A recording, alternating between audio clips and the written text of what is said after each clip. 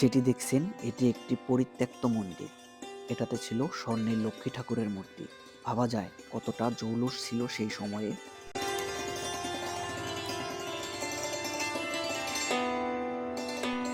একটা সময় ছিল কলাকোপা গ্রামটিতে ছিল প্রায় হিন্দুদের রাজত্ব। তখন মুসলিমরা ছিল এখানে সংখ্যালঘু। এই মন্দিরটি ছিল সেই সময়ের স্মৃতিচিহ্ন।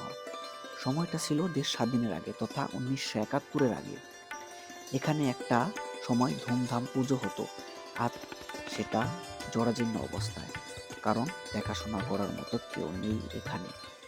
দেশভাগের পর হিন্দুদের এই বাংলা ছেড়ে যাবার পর থেকেই মন্দিরগুলোর এমন অবস্থা। স্থানীয়দের ভাষ্যমতে এই মন্দিরের বয়স প্রায় 200 বছরের বেশি। এমনকি এর কারুকাজ দেখে তাই অনুমান করা হয়।